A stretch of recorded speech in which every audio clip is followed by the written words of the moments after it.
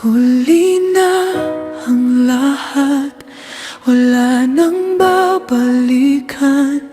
Ang dating liwanag, tuluyan nang nagdilim ang daan. Sana'y nakinig nung may oras pa na natitira. Ngayon ay luha na lang ang naiwang alaala. Huli na ang lahat, huli na ang lahat. Wala nang magagawa kundi tanggapin ang bukas.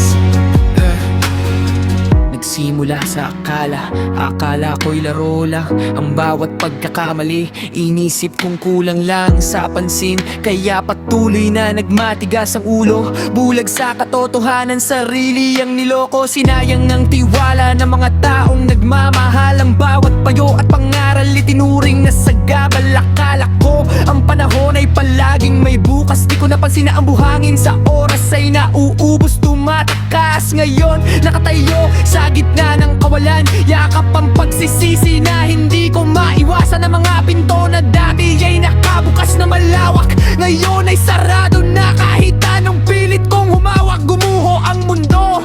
Nawala ang mga plano, na iwang nag-iisa sa sarili kong palasyo ng bayo. Na yung lahat, wala nang babalikan. Ang dating liwanag, tuluyan nang nagdilim ang daan. Sana'y nakinig nung may oras pa na natitira. Ngayon ay luha na lang ang naiwang alaala.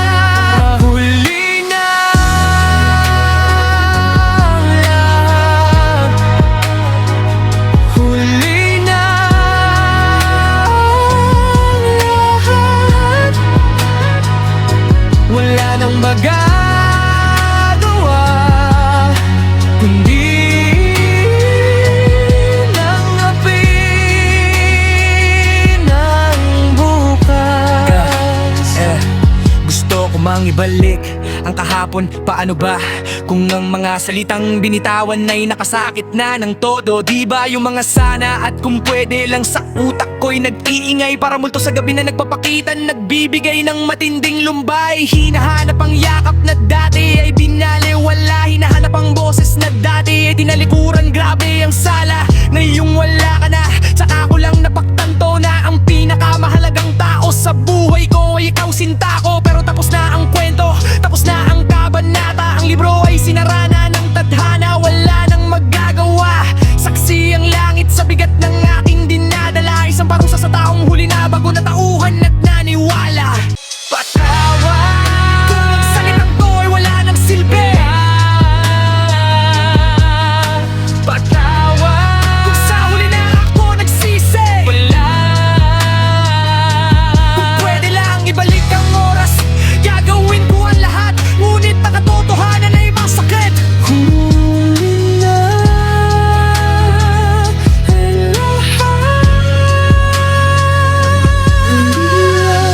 ang lahat,